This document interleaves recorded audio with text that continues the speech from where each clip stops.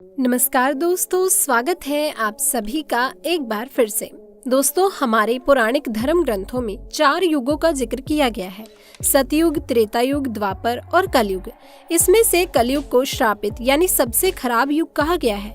आज हम जिस युग में जी रहे हैं वो कलयुग ही है और ये शायद मुझे बताने की जरूरत नहीं है कि दिन प्रतिदिन कलयुग की हालत बद से बदतर होती जा रही है। वैसे दोस्तों, कलयुग के बारे में ये लाइन तो आपने जरूर सुनी होगी। रामचंद्र कह गए सिया से, ऐसा कलयुग आएगा, हंस चुगेगा दाना तुनका, कौआ मोती खाएगा। दोस्तों, कौआ मोती खाएगा या नहीं ये तो आने वाला समय बताएगा, लेकिन कलयुग के बारे में ऐसा बहुत कुछ है जिसका जिक्र हमारे पौराणिक धर्म ग्रंथों में किया गया है और यकीनन इसे जानने के बाद आप भी कलयुग को श्रापित युग मानने लगेंगे।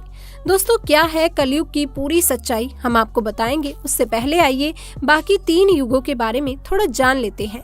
तो दोस्तों, सबसे पहला है सतयुग, सत्य का युग। दोस्तों, सनातन धर्म का सबसे पहला युग सतयुग है, जिसे सत्य का युग भी कहा जाता है। दोस्तों, पुराणों में सतयुग की काल अवधि 17,28,000 साल बताई गई है। सतयुग में प्रतीकात्मक रूप से धर्म के 4 स्तंभ थे और दोस्तों वो थे तप, सत्य, शुद्धि और दया। आप इन्हें धर्म के 4 पैर भी कह सकते हैं। इस समय इंसानों की लंबाई 32 फीट हुआ करती थी, यानी जरा सोच कर देखिए कि उस समय का इंसान लगभग 21 हाथ जितना लंबा होता होगा। सतयुग में इंसानों की आयु भी काफी ज्यादा हुआ करती थी। उस समय का इंसान 10,000 वर्ष से 1,00,000 वर्ष तक जीवित रहता था। सतयुग में धरती पर पाप की मात्रा 0 होती थी, यानी कि पाप क्या होता है सतयुग के लोगों को पता तक नहीं था। उस समय के लोगों में पुण्य सबसे अधिक हुआ करता था, यानी कि सतयुग में जितने भी लोग थे सबके सब पुण्य आत्मा थे।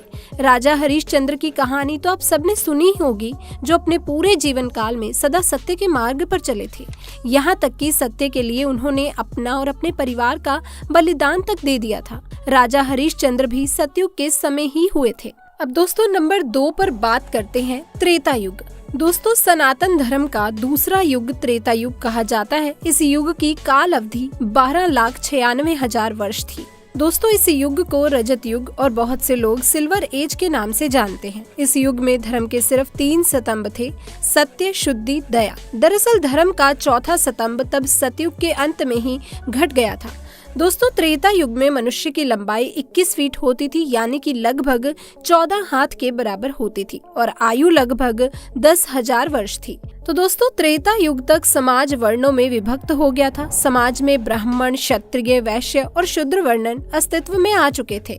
इस युग में लोग अपने कर्तव्यों का पालन तो करते थे, लेकिन उनके अंदर लालच और ईर्ष्या की भावना ने घर कर लिया था। इसलिए त्रेता युग में पाप की मात्रा बढ़कर 25% हो गई थी और पुण्य की मात्रा घटकर 75% रह गई थी। दोस्तों, जहाँ इस युग में भगवान विष्णु अपने वामन और राम अवतार में अवतरित हुए थे, तो वहीं इस युग में बलि और रावण जैसे महान राक्षस भी हुए थे। बलि जिन्होंने भगवान वामन को पूरी धरती दान में दे दी थी, तो वहीं रावण जिसने माता सीता का अपहरण करने के बाद भी उन्हें छुआ तक नहीं था। अब दोस्तों, नंबर 3 पर बात करते हैं द्वापर युग। दोस्तों, सनातन धर्म का तीसरा युग द्वापर युग को माना जाता है। दोस्तों, इस युग की काल अवधि 86,40,000 वर्ष थी। धर्म का तीसरा स्तंभ शुद्धि त्रेता युग के अंत में समाप्त हो गया था, इसलिए इस युग में धर्म के केवल 2 स्तंभ ही बचे थे और वो थे सत्य और दया। दोस्तों, इस युग में इंसान की लंबाई घटकर 11 फीट रह गई थी, यानी लगभग 7 हाथ जितना, और दोस्तों आयु घटकर केवल 1000 वर्ष रह गई थी। इस युग के लोगों को अपने कर्तव्यों का ध्यान नहीं था। लोगों के अंदर काम, क्रोध, लोभ जैसी भावनाएं जन्म ले चुकी थी। दोस्तों, इस वजह से इस युग में पाप की मात्रा भी बढ़कर 50% और पुण्य की मात्रा घटकर 50% हो गई थी, यानी इस युग में आधे मनुष्य पापी और आधे मनुष्य पुण्य आत्मा थे। हालांकि द्वापर युग में ही इतिहास का सबसे बड़ा महायुद्ध महाभारत हुआ था, जिसमें एक स्त्री को हमारे समाज में लज्जित भी किया गया था।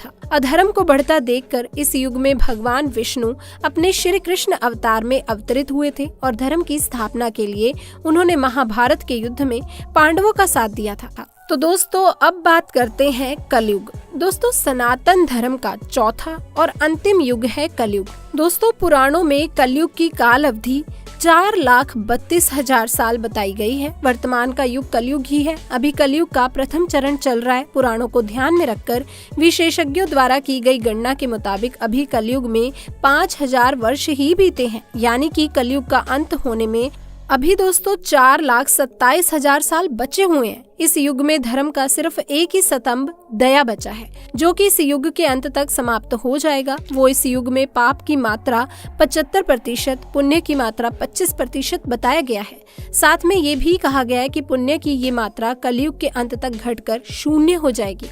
इस युग में इंसान की औसत लंबाई 5 फीट 5 इंच बताई गई है, यानी दोस्तों लगभग 3.5 हाथ, और आयु 80-90 साल बताई गई है। लेकिन साथ में विष्णु पुराण में ये भी बताया गया है कि जैसे जैसे कलयुग का अंत नजदीक आएगा, मनुष्य की आयु सीमा घटती ही जाएगी और अंत में मनुष्य की आयु घटकर मात्र 20 से 30 साल रह जाएगी।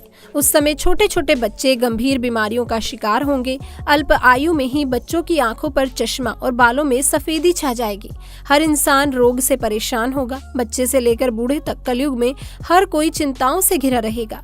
कलयुग के अंत में विवाह एक प्रकार का समझौता होगा। जिसके पास पैसा होगा, स्त्रियां उन्हें ही अपने पति के रूप में स्वीकार करेंगी और जो दहेज देगा उनके घर की स्त्रियों का विवाह होगा। लोगों में एक दूसरे के प्रति समर्पण और सम्मान का भाव समाप्त हो जाएगा।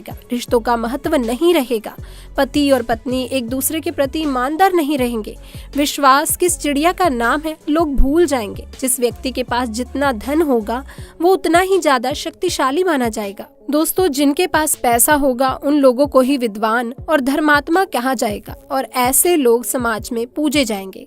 कलयुग में पाप की सीमा पार हो जाएगी। लोगों के हृदय में धर्म का स्थान अधर्म ले लेगा। तब धरती पर दुष्टों के संहार के लिए भगवान विष्णु अपने कल्कि रूप में अवतरित होंगे। भगवान विष्णु का ये कल्कि अवतार 64 कलाओं से युक्त होगा। उस वक्त वो सफेद घोड़े पर सवार होकर संसार से पापियों का विनाश करेंगे। उनके हाथ में तलवार होगी तो वहीं उनके दूसरे हाथ में तीर कमान होगा। उसके बाद दोस्तों कल्कि भगवान यहाँ से सभी पापियों का संहार कर देंगे और उसके बाद शुरू होगा सतयुग। दोस्तों, ये थी कलयुग की सच्चाई। क्या आपको इसके बारे में पता था? अपने जवाब कमेंट्स में आप जरूर बताइएगा। साथ ही इस वीडियो को लाइक करें, शेयर करें और चैनल को सब्सक्राइब करना ना भूलिएगा।